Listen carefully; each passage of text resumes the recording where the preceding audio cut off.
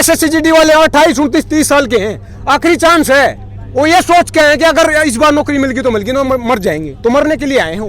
अगर पकोड़े की दुकान लगा तो आप लगा लो ना, आप प्रधानमंत्री देश के हो, क्या बात कर रहे हो आप। अगर पकोड़े ही तलने हैं तो PhD की क्या जरूरत है। ये पकोड़े तलने के लिए कोई डिग्री डिप्लोमा चाहिए क्या।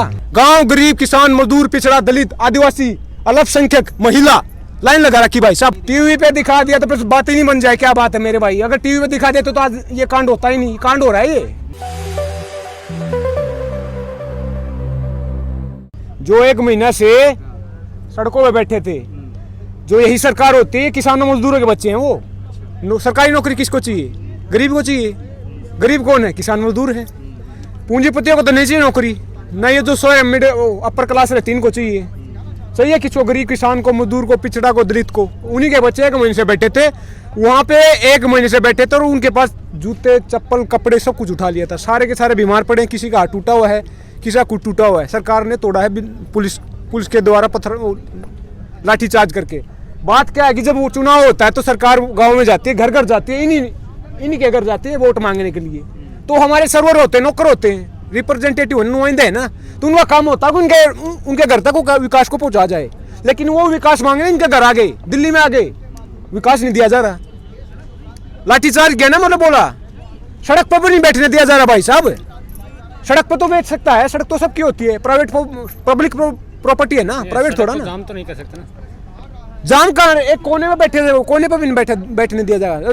दूसरी बात, सड़क जाम करने का कोई शौक है क्या। बात मान ले, बात से बात बनती है, चले जाएंगे। कोई शौक ना, हमें शौक है यहाँ बैठने का। लेकिन यदि महिला छात्राओं ने बताया मुझे कि उनके आस पड़ोस के लोग कह रहे हैं कि आप लोग मौज मस्ती करने गए हुए लड़कों के साथ, ये आरोप लग रहे हैं महिला छात्रों पे, इन पे क्या कहेंगे। भाई किसी ने कहा था कि मैं काबिल, कर्मठ, सरक्षक, वफादार हूँ। ये व्यंग्य है कैसा, फिर भी वो लाचार हूँ। पढ़े लिखे होके लाचार बैठे हैं।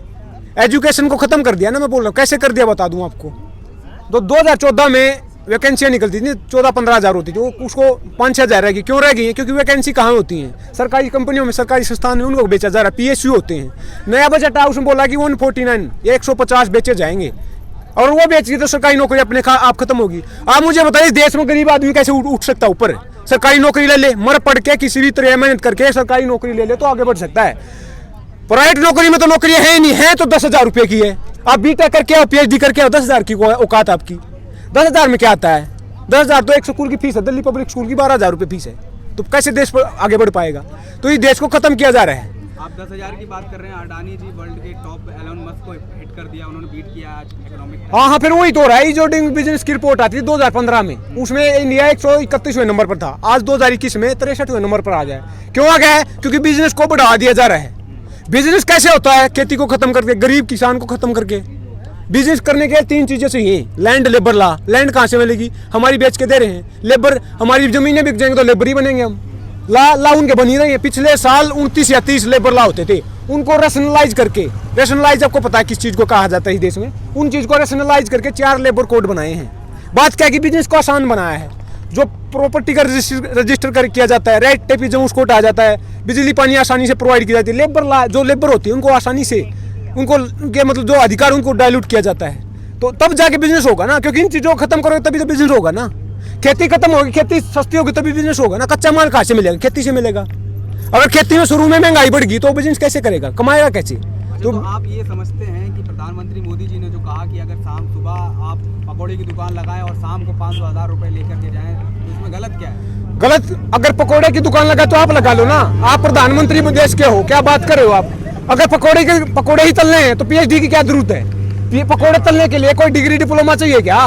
वो तो अनस्किल्ड लेबर का काम है, कोई भी कर सकता है। मैं 10 साल का भी कर सकता है। बात क्या है कि आर्टिकल 21A हमारे संविधान का बोलता है, राइट टू एजुकेशन की बात करता है। उसमें क्या लिखा है कि 6 से 14 साल के बच्चों को एजुकेशन फ्री दी जाएगी। न्यू एजुकेशन पॉलिसी आई, उसमें क्या बोल रहा है कि 3 से 18 कर देंगे, इसको इंक्लूजन करेंगे। जो गरीब घर के बच्चे उनको पढ़ाया जाएगा। पढ़ने के बाद कौन सा तीर मार रहे हो। मैं 25 साल का हूँ, मुझे नौकरी नहीं है। वो SSCGD वाले 28, 29, 30 साल के हैं, आखिरी चांस है। वो ये सोच के हैं कि अगर इस बार नौकरी मिल गई तो मिल गई, ना मर जाएंगे। तो मरने के लिए आए हो। तो 30 साल के बाद भी नौकरी है तो आप राइट किस बात का बना रहे हो आप। अगर 10 साल का बच्चा दिहाड़ी करने लगेगा तो कम से कम 20 साल में कुछ तो कमा सकता है भाई साहब, कुछ तो कमा सकता है। लाखों रुपए खर्च होते हैं BTech की डिग्री लेने के लिए, ये 10,000 रुपए की नौकरी दे रहे हैं, बिजनेस को बढ़ावा दे रहे हैं। नहीं बोलने दो मुझे, कॉर्पोरेट टैक्स होता था 35% देश में, 22% कर दिया इन्होंने। क्यों कर दिया भाई? बिजनेस को बढ़ावा देना है। पूंजीपतियों के 2014 से 2021 तक 8 लाख करोड़ रुपए माफ किए हैं। कितने पूंजीपति हैं? 1000 2000। किसान कितने? 70% आबादी, 80 करोड़ लोग। उनके सिर्फ 1 लाख करोड़ रुपए माफ नहीं किए, उनके 8 लाख करोड़ कर दिए। ये बिजनेस है, ये पूंजीवाद है। तो इस देश को खत्म कर दें। किसी ने कहा था कि दरा बेच देंगे, गगन बेच देंगे, कली बेच देंगे, चमन बेच देंगे। अगर आप यूं ही सोते रहे तो ये फर्जी राष्ट्रवादी वतन बेच देंगे, ये वतन बेच देंगे भाई साहब। अब जागने का टाइम आ गया है। एक किसान की लड़ाई नहीं है, सबकी लड़ाई है। हर चीज खत्म हो रही देश में। गांव, गरीब, किसान, मजदूर, पिछड़ा, दलित, आदिवासी, अल्पसंख्यक, महिला लाइन लगा रखी भाई साहब। पहले तो क्या बोलेंगे? बेटी बचाओ, बेटी पढ़ाओ। तब उस बेटी की, क्योंकि क्या होता है कि एजुकेशन सवाल को पैदा करती है। सवाल पैदा हो गया तो एक्सपोज हो जाएंगे। कुछ किया तो है ही नहीं, पकौड़े ही तल रहे हैं, मन की बात हो रही है तो एक्सपोज हो जाए। बोलेंगे ना बेटी बचाओ, बेटी पढ़ाओ। जब वो बेटी पढ़ जाएगी तो जेल में डालेंगे। सवाल पूछेगी, दिशा रोवी 21 साल की है, पढ़ी लिखी थी ना, पढ़ाई लिखाई कोई देश में कत्ल खत्म किया जा रहा है। नया कंसेप्ट नहीं सुना होगा आपने लिटरल एंट्री का। वो क्या है कि बैकडोर से लेके आएंगे। जो मेरा पिट्ठू है ना, मेरा चापलूस है, उसको नौकरी दी जाएगी। ट्रांसपेरेंसी तो पहले ही नहीं थी, ऊपर से नौकरियों को वैसे बेचा जा रहा। तो खुला बोल रहे हैं, किसी में दम है तो उखाड़ दो, कुछ भी उखाड़ना है। हम तो लेके लाए। यूपीएससी कर रहे थे, अब आपने ये सर पे बांध लिया है, मतलब कि आप किसान बन गया। अब आपके साथ छात्र भी जुड़ गए, तो आप सबका मतलब काम हो गया कि अब आंदोलन करना। भगत सिंह ने कहा था कि सरफरोशी की तमन्ना अब हमारे दिल में है, देखना है दम कितना बाजुए का तिल में है। ये कफन है भाई साहब, कफन बांध के आया हूँ। अकेला नहीं आऊँ, अकेले से कुछ नहीं होगा भाई साहब। अकेला चना बाहर नहीं फोड़ सकता, इकट्ठा होना पड़ेगा। ये हाथ है और ये क्या है? मजबूती है। मजबूत होना पड़ेगा, देश को इकट्ठा होना पड़ेगा, एकत्रित होना पड़ेगा। आप कह रहे हैं कि मोदी ने देश को बेच दिया। कल उन्होंने मीटिंग की चाइना के खिलाफ। अमेरिका साथ दे रहा है मोदी जी का, और बड़े बड़े देश साथ दे रहे हैं मोदी जी के चाइना के खिलाफ लड़ाई लड़ने के लिए। आप लोग कह रहे हैं कि मोदी जी कुछ कर नहीं रहे हैं। तो चाइना के खिलाफ लड़नी तो लड़ो ना। कम से अच्छी बात सवाल पूछने आपने, 2 सवाल इससे अच्छे याद आ गए मुझे। चाइना कैसे डेवलप हुआ मुझे बताओ। हमसे ज्यादा पॉपुलेशन उनकी, हमसे ज्यादा है। हमारे 130 करोड़ होंगे, 135 या 40 करोड़ है। वो कैसे डेवलप हुआ है? 1976 में एक पॉलिसी आई थी, एक जायंट लीप फॉरवर्ड। डाइन जोपिंग नाम का प्रेसिडेंट था।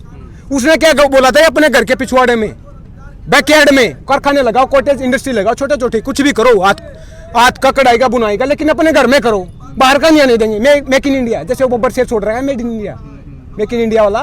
वो खोखला नहीं था लेकिन काम करके दिखा। आज कुछ भी उठा के देख लो, वर्ल्ड में चाइना का होता है। अपनी इकोनॉमी को खड़ा किया है। 1980 में इंडिया और चाइना एक थे, बराबर थे। इंडिया के पास 10 रुपए थे तो चाइना के पास भी 10 रुपए थे। आज इंडिया कहाँ है? 3.25 ट्रिलियन की इकोनॉमी है। उनकी कितनी है? 14 ट्रिलियन की। कहाँ से कहाँ चले गए? आप बोल रहे हो विकास हो रहा है। मोदी जी बार बार अपील करते हैं कि चाइना के माल का बहिष्कार करो। आप बहिष्कार करते ही नहीं, तो कैसे मेक इन इंडिया हो? बहिष्कार करने से क्या होगा ना, सामान तो चाहिएगा। आप अपने देश में कुछ बना रहे हो, खिलौने तक बनाते नहीं। खिलौने के लिए वो मानी आ गया, खिलौने तक नहीं बनाते। चाइना के खिलौने भी चाइना से आ रहे हैं, समझ रहे हो? बना क्या रहे हो? एक सवाल और पैदा होगा इसी से। RCEP था एक, रीजनल इकोनॉमिक कंप्रीहेंशन पार्टनरशिप। उसमें क्या था कि बिजनेस किया जाएगा आसियान के 10 देश और 6 देश और। फ्री ट्रेड एग्रीमेंट था, फ्री फ्लो होगा ट्रेड का, व्यापार का, लेकिन उसको खत्म कर दिया उन्होंने। उससे इंडिया बाहर निकल गया। क्यों निकल गया? क्योंकि पूंजीपतियों को असर पड़ रहा था, क्योंकि चाइना का माल फ्लडेड हो जाए हमारे मार्केट में। पूंजीपतियों का कारखाने नहीं चल पाते, वो तो नए नए उभर रहे हैं। बिजनेस को बढ़ावा देना था, हमारे देश में पैदा करना था। क्यों कर दिया कि बिजनेस को बढ़ावा, बिजनेस खतरे में था, इसलिए RCEP से बाहर निकल गया। अब आप WTO से बाहर क्यों नहीं निकल सकते? अब हमारी खेती खतरे में, किसान खतरे में है। छोड़ दो ना WTO को, क्या दिक्कत है?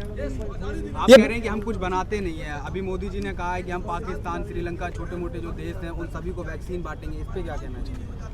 पाकिस्तान को फ्री वैक्सीन दे रहे। अपने देश को तो दे दो, कितना को दे दी? मतलब क्या बताएं यार, मजाक बना रखा ना। अपने देश को तो दे लो। और दूसरी बात, 2 वैक्सीन की, वैक्सीन कैसे बनती है?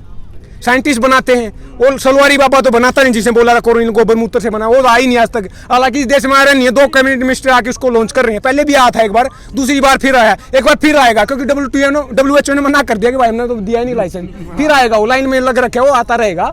ऐसे आते रहते हैं, बरसाती मेंढक होते हैं वो। मैं सरकार के क्या कहना चाह रहा हूँ कि अगर अपने देश में तो वैक्सीनेशन कर लो आप। हमारे देश के सबसे ज्यादा केस हैं, दूसरे नंबर पर आई थिंक। तो इस देश को तो आत्मनिर्भर बना लो आप। अपने देश को तो देख लो, बाहर तो तब करोगे। हमें रोटी मिल गई क्या? बाहर की तूने चिंता पड़ी हुई है। डंका बजा, कहाँ का डंका बजवा दिया आपने? हर 16 मिनट मेरे पे हो रहा है एक लड़की का। पहले दिन मेरे पे होता था, रात मेरे पे होता, अब मंदिरों में मेरे पे हो रहा है। बात क्या है कि लड़की घर से बाहर जाती थी तो रेप होता था, उसको क्या जानी थी आज़ादी कि वो फ्री घूम सके। कानून क्या बनाया लव जिहाद कि लड़की बाहर निकलेगी तो मुस्लिम लड़का भी लेके भग जाएगा। ये साले धर्म को बचाने में लगे हुए हैं, समझ रहे हो, धर्म को बचाने में लगे। वेस्टर्न वर्ल्ड है ना, वो पता कैसी कैसी बातें कर रहा है, artificial intelligence, blockchain technology, optical fibre, machine learning, ये चीज़ें बात है। हमारा आदमी को चौंक जाएगा सुन के। हम कहाँ बोल रहे हैं बैलगाड़ी लेके घूम रहे हैं, वो ड्रोन उड़ा रहे हैं, हम कहाँ हैं गोबर मूत्र की बात कर रहे हैं। सारी बातें आप जो बता रहे हैं क्या है, टीवी पे तो दिखाते नहीं है ना ये सारी बातें, हमारी राष्ट्रभक्त टीवी नहीं टीवी पे दिखा दिया तो फिर बात ही नहीं बन जाए। क्या बात है मेरे भाई, अगर टीवी पे दिखा देते तो आज ये कांड होता ही नहीं। कांड हो रहा है, ये क्यों हो रहा है? क्योंकि टीवी तो खरीद लिया है। टीवी किसका है? पूंजीपतियों का। जो बड़े बड़े मीडिया हाउस है किसके हैं? अडानी अंबानी के हैं, उनके फंडिंग करते हैं वो पहले तो, बाद में उनकी पॉलिसी बनती है। ये पॉलिसी है उनकी। बिजनेस को क्यों बढ़ा दिया जा रहा है? क्योंकि उसका डंडा दे रखा उन्होंने, लट दे रखा कि भाई बिजनेस करना है, जल्दी से जल्दी खत्म कर इस किसानी को, ये खेती का खत्म कर। मजदूर कहाँ से मिले? खेतों से मिलेंगे। इंडिया में वर्ल्ड में सबसे ज्यादा मजदूर इंडिया में है और सस्ता मजदूर है, सबसे सस्ता मजदूर है। तो बाहर का एफडीआई आएगा, कंपनी आएगी, सस्ता मजदूर होगा, मुनाफा कमाएंगे, भाग जाएंगे, या गुलाम बना लेंगे जैसे ईस्ट इंडिया कंपनी ने बना था। आप बार बार बोल रहे हैं कि सरकार ने ये किया वो किया, देश पीछे चला जा रहा है, लेकिन सरकार दावा कर रही है कि बंगाल में हम जीतेंगे। कहीं ना कहीं सरकार अच्छा काम कर रही है, इसीलिए तो दावा कर रही है। अरे भाई साहब, इलेक्शन ना है वो मुद्दा ही नहीं है। इलेक्शन आप 6-7 जन्म में राज कर लो, कोई दिक्कत नहीं है। अगर आप अपनी राजनीति चमका रहे हो तो हमारी खेती क्यों बेच रहे हो?